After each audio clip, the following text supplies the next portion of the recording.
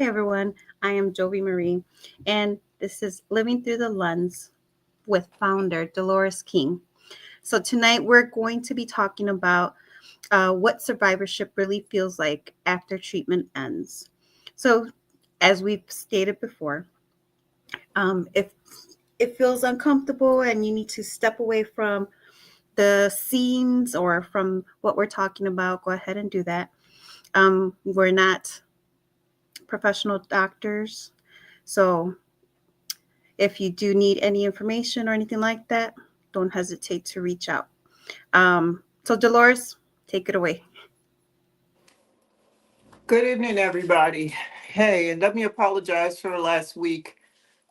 Something happened. Everything in my house went out. So, Joby put a flyer up or a message up letting everybody know that there were technical difficulties. So, I want to say thank you for hanging in there with me with that. And today, just a late start. I'm trying to get things together and new platforms. And so it's just been a day, but I'm glad to be here. Whatever I do, I make sure that I'm determined to be here for the live if it's within my power. So first I want to say thanks, everybody. This is Dolores. Everybody, this is Dolores. I'm a three-time breast cancer survivor, and I'm a veteran, and I'm the founder of Living Through the Lens. Today, my subject, I want to talk about what happened and what I wish someone had told me going through survivorship. We talk about survivorship all the time, but we talk about it in terms of physical. So if you are on this live and you understand what I mean when I say what we wish someone had told us in survivorship, be sure to drop a comment, say hello, and if you have any questions, feel free to post. This is also for caregivers and supporters as well, your family members. This piece is very close to my heart because we go through so much already. And once you're diagnosed, you go to doctor, you ring the bell, you're done with radiation. Most of the time, there's people there, there's family members, there's supporters, there's someone there to cheer you on, the clapping, the celebration. Unfortunately, in my case, I didn't have that. It was just me. Family members wasn't there. I didn't have anybody to cheer me on. So while I'm standing there holding the rope, I'm kind of upset. I'm kind of scared because I know once I ring this bell and celebration or whatever is over, I have to go home and sit in this. That's what most of us do. We have to go home and sit in this. We have to think about what happens next. That's when the fear starts to kick in because now you're scared. You don't know what to happen. There's no doctors calling you, there's no appointments you have to make. Then you think about the reoccurrence. I don't have that. I don't have the doctors calling me anymore. I know for me, I go to the doctor every 3 weeks. I'm tested every 6 months. When I come home, even though I know I've been tested, I know everything's okay, but 6 months is a long time, especially when you're used to being tested every 3 months or whatever. My doctor took me from 3 months and put me 6 months, and it should have been a good thing, but for some reason I was still afraid because, as we all know, you can go in and do your test today. You can get your mammogram and it comes out okay. And then next week, you're taking a shower and there's something there. So that's scary. And just remember, just because you have a mammogram doesn't mean you're good for that year. Cancer doesn't have a time limit, there's not a platform. It appears when it appears. And that's why we have to be on top of our health. For most of us, again, like I said before, ringing the bell is a really, really big moment. You got through the diagnosis, you got through the chemo, the radiation, you pull, you ring the bell. I see a lot of pictures or video on Facebook when people ring the bell. and I'm happy for them.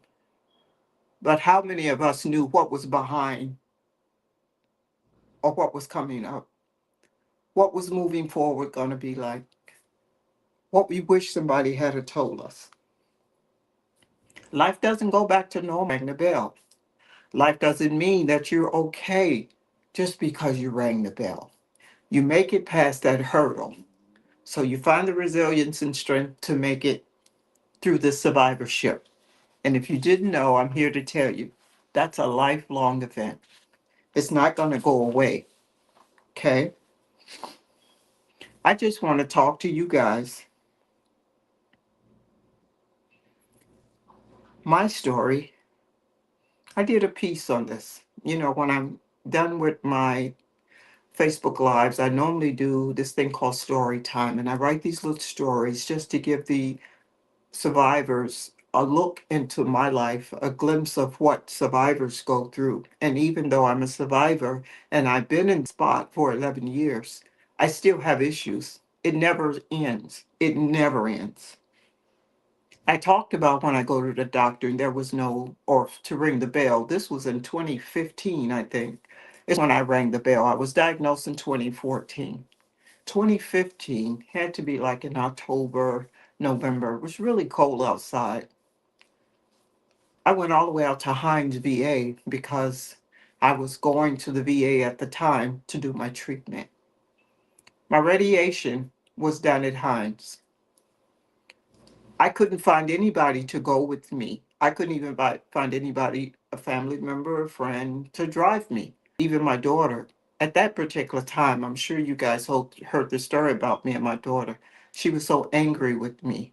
Those first 30 days, she was angry with me. And I know I had her on, and she said, Mom, it wasn't you, it was the situation. But either way, I look at it as me because I know I was out of pocket and I should have let her know something, but I didn't. There was nobody standing beside me. There was not a friend. There was not a family member. I was remember standing in this hallway with this rope in my hand where the bell is attached. So the staff, they come around and they clap for you and they give you this piece of paper giving you your date you started and finished your radiation. I rang the bell. They clapped for me. I cried. We laughed. We talked. And then it was done. It was done. That's when the survivorship starts to kick in for real, for real. That's when you have to build your strength. You have to go out and talk to people because things start to kick in when you get home. I know for me, I keep telling you guys, I was a loner in my journey. I didn't venture out. I didn't want to talk to anybody because I didn't think anybody would understand what I was going through. So mostly I was at home. Now let me tell you what life after ringing the bell, tell you what it actually looked like. You got the loneliness. You start to get lonely and you're by yourself because you don't feel anybody understands. And that's when the appointments stop, but your emotions continue to move. The fear at night while you're laying there, and I still go through this today. I can lay down 9:30, 10 o'clock, but I can't fall asleep. I'm just lying there, wondering, okay, so what's next, D? What are you going to do next? And you talk about the exhaustion. I know some of us do this and we're not going through breast cancer or hadn't been through breast cancer. You just ever get so exhausted to where you, in the middle of the day, you can't keep your head up. So if you ever felt that, just imagine that on top of going through treatment. And this medication is tearing down your immune system. Just imagine that. It's so heavy. Sometimes I'm sitting at my desk and I wake up. I've been sitting there. I don't know how long I've been sitting there, but I nodded. I just went to sleep. So I go to the doctor and he tells me, well, Miss King, you have narcolepsy. I'm like, I have what? So these are the things that we deal with. So when something comes up like this, you need to go talk to somebody about it. Get a medical professional to tell you what to expect. And I think they should tell us that anyway, but for some reason they don't. How about the body changes? How about your body image, your self confidence? Looking in the mirror, you see you, but you don't recognize you. You look different. You look very different, whether it's from the scarring or what, and sometimes have to be a scar. It's just you viewing yourself different, so you look different. You don't recognize who you are anymore. And then the side effects, the neuropathy in my feet. I tell you guys about my side effects all the time because I didn't have these side effects until I went through the chemo and the radiation. So here we go again. The neuropathy in both of my feet, the lymphedema in my arm. Sometimes you get brain fog. I know for me, I'm getting up in age. I'll be 66 next year. And sometimes we forget things. I think I was doing that when I was in my 40s. I know my daughter do it. She go in one room and she come back. What did I come in here for? You know, I still do it too. Like put my keys in the freezer and I'm trying to get to work or trying to get to the store and I can't find my keys. Now don't ask me how they got in the freezer. That's a whole nother subject right there. But these are the things you have to worry about, the brain fog. And sometimes you see people and they know what you're going through, but then they will say something like, but you look good. And then how about the people when they know you rang the bell, they think because you rang the bell, you're back normal, whatever normal means to you. But you're not there yet.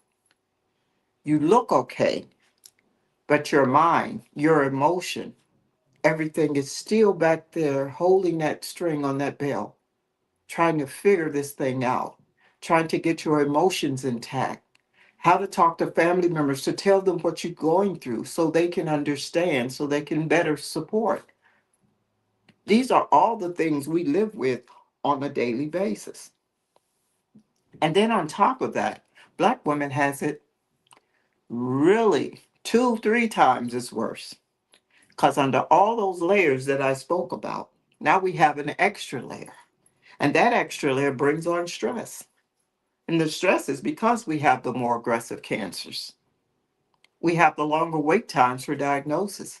And sometimes when you diagnose it, you have a longer wait time, even just to get chemo or whatever started, because you have insurance barriers. The insurance don't cover this, they don't cover that. And what if you had to go in, didn't have insurance, and you had to go into the doctor and get a uh, consultation? That means they give you the consultation, so now you have to go to a doctor so he can approve it. Or the paperwork goes to the doctor so you can approve it. And you get that paperwork back three weeks later. But in the meanwhile, you've been diagnosed with cancer. So you're thinking, I want this out. So when you go and you do that, then it's another thing. It's always something. It's always something. We are dying more than anybody with breast cancer with this disease because we're not educating ourselves. We got to educate. So I just want you to think for yourselves. Think about this. What changes? What what has changed for you after you rang the bell? What are some of the things that you go through? You know, all of our situations are different. All of our diagnoses are different, but they all somehow are similar. And that's why it's important to get this stuff out. We have to talk about this. When these changes happen, were you going through chemo? Were you going through radiation? And then what happened after you rang the bell? What did you feel? Did you look at yourself and you didn't recognize yourself? And we got to have a good skincare regimen going on because all these chemicals they're putting in us, it's on the inside, but it shows on the outside. So we really, really, really have to take care of ourselves. So I just want to give you guys a minute to just think about that. The changes. Was it emotional changes? Did you find faith-based, or did you not? How did that affect you? And what did you do about it? And what are you doing about it today? We are in a dire season. I'll put it that way. Our communities, the conversation we have with community, not only community, but with family and friends. What do you wish somebody had told you after you rang the bell? And if they had told you that, would you believe them? And at this point, it's not a point of believing. It's a point of trying to find a way to deal, to survive. We talk about survival a lot, but it's a difference in surviving and living a quality of life. I don't want to ever just survive. I want a quality of life. And I tell people sometimes we look at breast cancer as a bad thing. Sometimes it is a bad thing in theory, and people talk about it, and you're thinking, oh, you already feel like you got one step in the grave before anybody else because of what you're going through. Now, I never said that out loud, but that's just the truth. And so, knowing that and feeling that, we need to know everything that we can do if you want to be here. Take care of yourselves. Don't just let things go to chance and say, oh, I'm okay, because that okay tonight may not last you till the morning. You may not be okay in the morning. So, what does survivorship look like to you? If you can put some notes in the comments, if you can hear me under the sound of my voice, what do survivorship look like to you right now, today? Another thing I want to touch base on, the holidays are coming. And I know for some of us, holiday time can be treacherous. It's already treacherous, just the holiday time. You got family members coming in and from out of town, and it's it can be a lot, to say the least. So during the holidays and survivorship, we're entering a season where we are supposed to be loud and joyful and I mean family gatherings, and we're eating good food and we're celebrating, and that's nice. But all of us doesn't have that.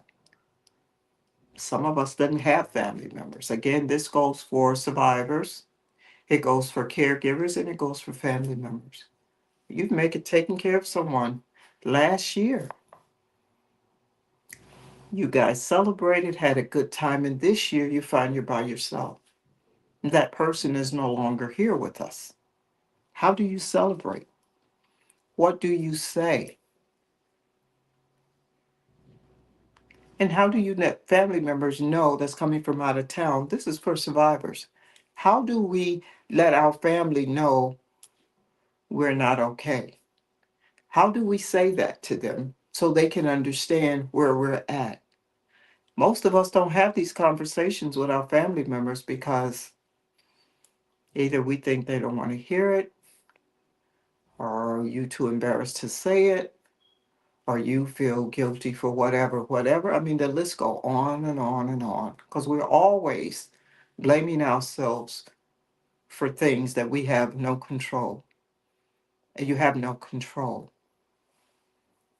And in this season in your life, if you're a breast cancer survivor, and if you can't tell the person, the caregiver, the one that loves you, your family, you can't tell them where you're at and what you're thinking because of some barrier there that you think, oh, this is embarrassing. No, I'm not going to say nothing. Oh, they don't want to hear it. It's always something.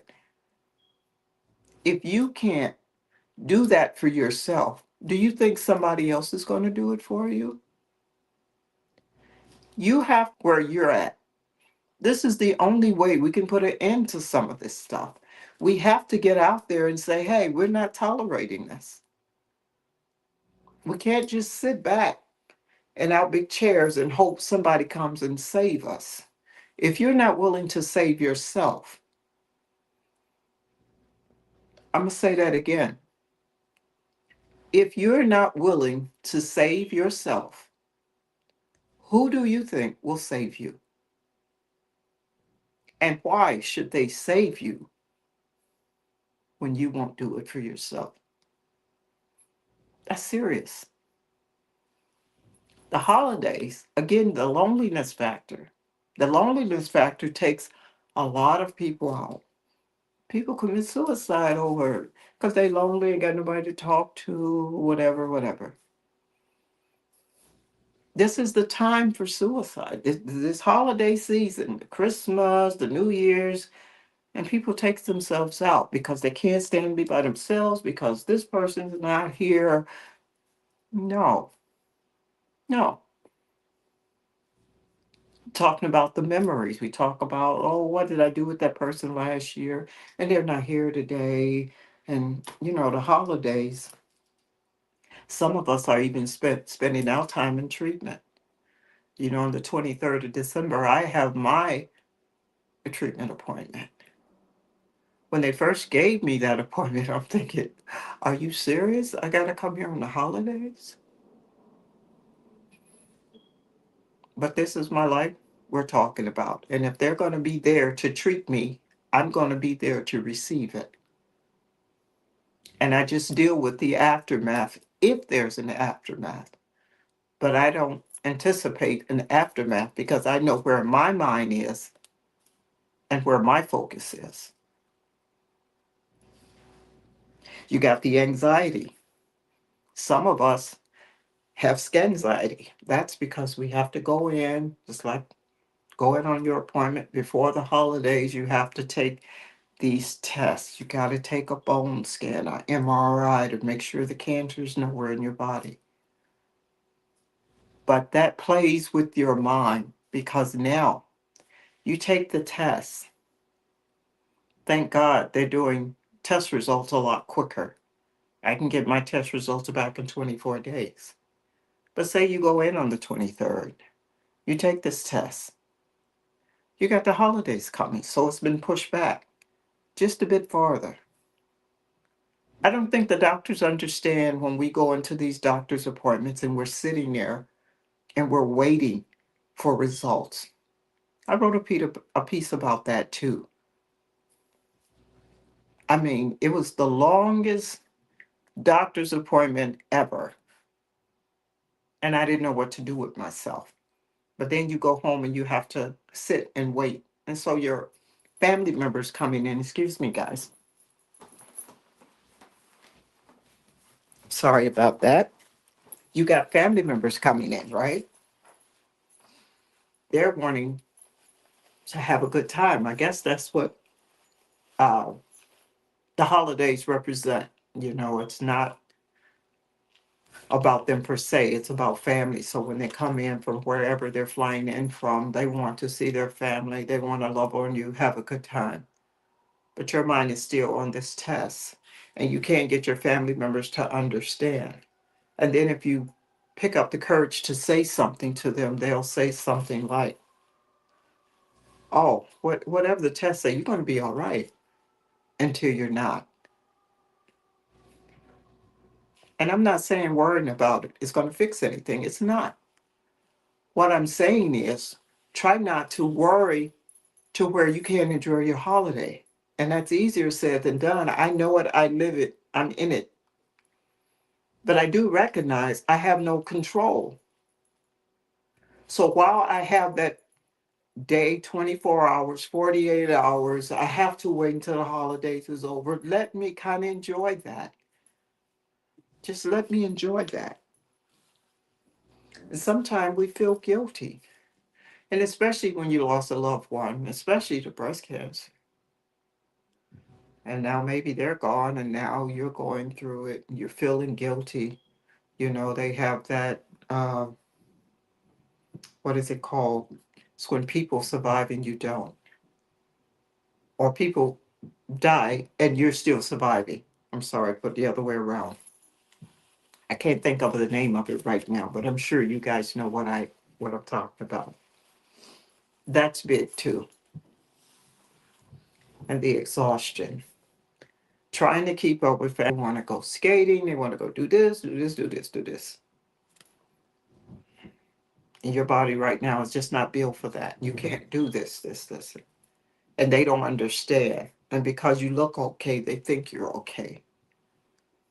And if you don't say anything, that conversation can go left real fast. So just say something. And don't invite people to holiday. And sometimes we don't have an option. And I know that we don't have a choice. But try not to be around people that's going to stress you. You're already under enough anxiety. You don't need additional anxiety from other folk. If people can't come together and respect where you are in your space or their space, either way, you deserve respect. And if they can't respect where you are in your journey, even though you're telling them I'm not good, you need to find you someone else to be around. Stress, if you're in remission, can bring this right back, and it can bring it back with a vengeance. So this is the stuff we deal with. Guys, you are not alone in how you're feeling. You're really not. Don't make anybody think you make you feel bad for the way you feel. You know how you feel. You know what you want to deal with and what you can't. You know when your body says, no, I can't, you can't. And sometimes we just have to put ourselves out there. And putting yourself out there for other people, that's not helping you. I am not going to apologize for it to anybody about my truth and where I'm at in my journey. Period. Period. So we have to get there. We have to get there. And don't let this holiday season, try to enjoy your holiday season. Don't let this get you down. And it will. And especially if you're not focused. Just remember you're not there. There's going to always be a tomorrow. And then you go through all this, you worry, and then you get the results. And they say, like my doctor said, oh, Miss King, your scans are fine. But I didn't know that. I'm sitting in this waiting room, just sitting here holding my breath, thinking, okay, what are they going to say?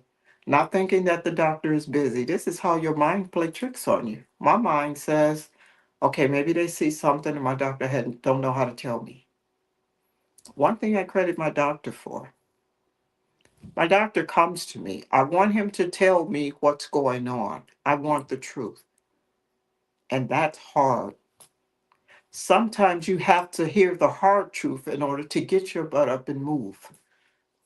Because some of us, again, when we do the treatment, ring the bell, we go back to our same behavior. We don't change diet, we don't exercise, we do nothing. Because now, for whatever reason, or maybe the doctor told you, you're cancer free. Just remember, if you had cancer one time, it can always come back. So since you know that, or if you didn't know that, I hope you get this message that I'm sending. It can always come back. So just try to take care of yourself. Try to eat plenty of fruit and vegetables, drink your water, do what they tell you to do. Because it's it's just the way it is. And I don't know any other way to say that. That's just, and I'm not trying to scare anybody. I don't ever want to scare anybody, period, when I talk about breast cancer. I just want to be 100 with you guys to let you know what's going on, what happens after you ring the bell. The questions you have are valid. Your feelings is valid. Everything about this journey, however you want to feel, it's valid. And don't let anybody make you feel like it's not. And some of us just have to build up the courage to talk to our family members about us. I went through that. Okay, well, I'm not going to say this, and I'm trying to make other people feel good, and I'm uncomfortable about telling them about me. Nobody knows me like I know me. And so today, I just say it. I'm not saying it to be offensive, hurt anybody's feelings. This is my truth. This is what I'm living with. So, guys, drop comments if you have any comments or if you can kind of relate to what I'm saying. If you're going through your own journey, wherever you at, it's okay. Let's give thanks this holiday season because we didn't have to be here, but He keeping us here for a reason. I'm glad I'm here. And when I talk about my journey, I always say, if it hadn't have been for my diagnosis, I wouldn't have found my purpose. If it had not been for my diagnosis, I would not have found my purpose. So just think about that, guys. Thanks. Be grateful. Show gratitude. Don't let people talk to you into stuff that you don't want to do. Don't let anybody tell you about you. Tell them about you. They're going to have a story either way. So before you let them tell the story, you tell your story.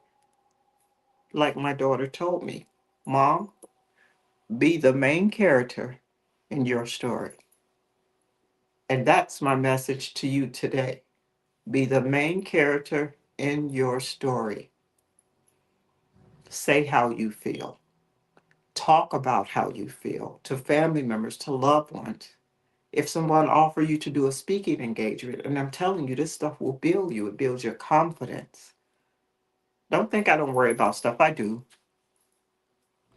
I do. But I know the things that help me, and I know where I want to be, and I'm pushing every day to get there. And I can't wait for you guys to hear story time. I just want to make this introduction, and I'm going to close with this. I can't wait for you guys to hear story time. Story time was created from living through the lens. Story time is also my truth, my stories. When I have experiences, I like to write about my experiences because other people needs to hear this. My vision is to have my stories in hospitals and clinics when you're sitting there waiting to see the doctor. Put it in your ear. It's not something you have to read. It's done in audio. It's in my voice. Because nobody can tell you my story like I can tell my story. So I didn't want you to read it for yourself and assume. I wanted to give it to you for what it is. And I want you to hear that. And just remember when you start to hear my stories, just picture yourself in that and say, hey, what did I get out of that? Or I can relate to that. I know exactly what she's saying. That's the purpose of me doing this. Again, I didn't have anybody to do this for me. So I'm trying to do this for you. So I appreciate you guys. I apologize for last week. I apologize for getting on late today. But I want you to know you guys are loved. Take care of yourself. Be kind to yourself this holiday. And we're going to be all right. We're going to be all right. So on the 19th is going to be the 19th of December will be my last live for this year. And then we'll come back, I believe it's the 5th, January the 5th. But guys, have a good holiday. Merry Christmas. Happy New Year. Don't let folks stress you out. Say what you mean what you say. Be the main character in your story, and take care of yourselves. Love you guys.